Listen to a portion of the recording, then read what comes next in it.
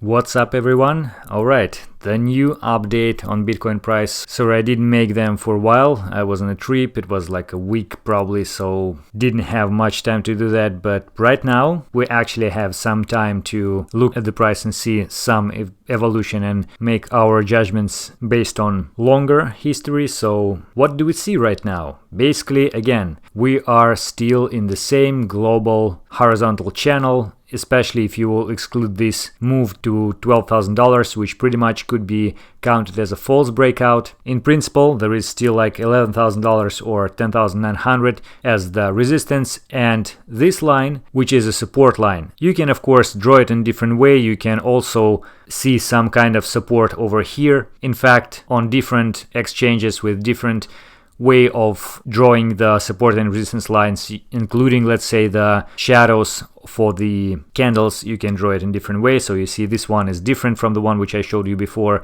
especially if you'll consider some other alternative support lines, as for example this one, and consider this to be a false breakout to the downside, well, breakdown. Still, this picture seems to me more bullish than bearish. First of all, technically, you see on the daily time frame, just look at the daily to see more global perspective. The lows are going up. You see higher and higher lows. Even this one is still a higher low, although it's not around this area. At the same time, although we see the lower highs here, but just look at this zone below $10,900.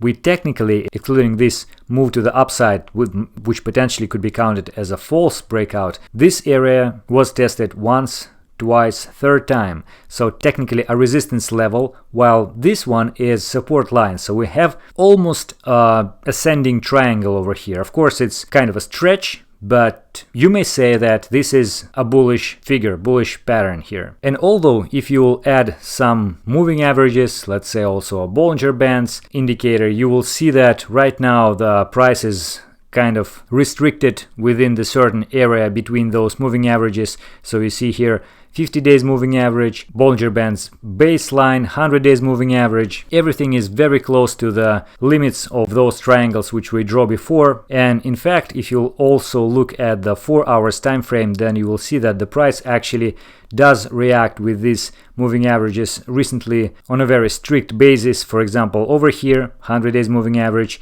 over here, Bollinger Bands baseline, and so on and so forth. So probably it is a lot of price action driven by the algorithms, by trading bots, and the decreasing volume is confirming this thing. But apart of the fact of the potential ascending triangle formation and the fact that we also tested this level several times and it makes me bullish, there are few other bullish things which I would like to point out.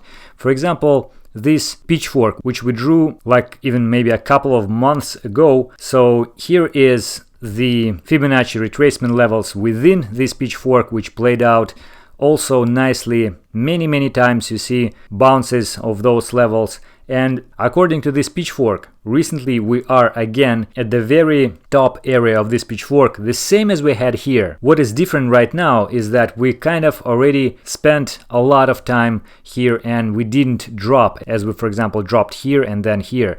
Instead, we are continuing to try to attack this top level. So potentially we have a bigger chance to break upwards than go to the downside. Although, of course, the longer we stay here, the less energy bulls have, and then we can actually return to move to the downside and even test the middle line of this pitchfork, which is actually somewhere around $8,300, $8,500. So it depends on when we'll do that. Potentially, it is really possible to see such a huge drop, and then that would be one of the potential possible bottoms for this correction.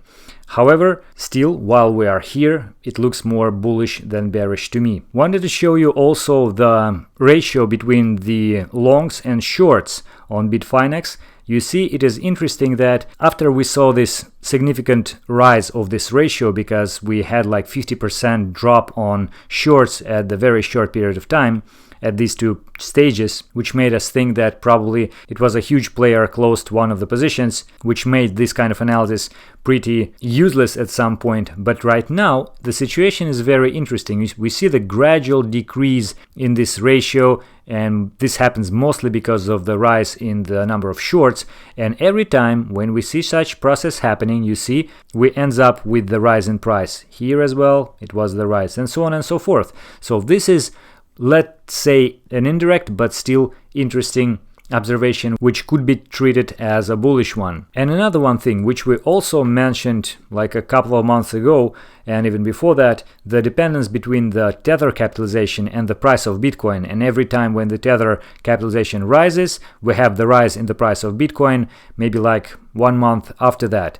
And it was a long period of time, starting with this correction of Bitcoin price, when the capitalization of tether almost didn't grow at all. And recently we see again the printing machine of tether started to work, and although the price of Bitcoin didn't react to this fact, it is usually lagging. So of course it may appear to be that this correlation will not continue at this point, but there is still a chance that we will see the repetition of this thing, and this is again a bullish sign. So, concluding guys, I wouldn't say that we have something like a very clear signal for the price going up or down, but the more we are staying within the same channel, within the same price action patterns, the more I'm leaning to a bullish scenario. And you see there are some minor indication, minor signs still confirming this narrative. In any case, I will now keep you updated more frequently on Telegram and on YouTube here as well. So we'll see how it goes. But so far, that is it for today. I hope it was useful. Thank you for watching.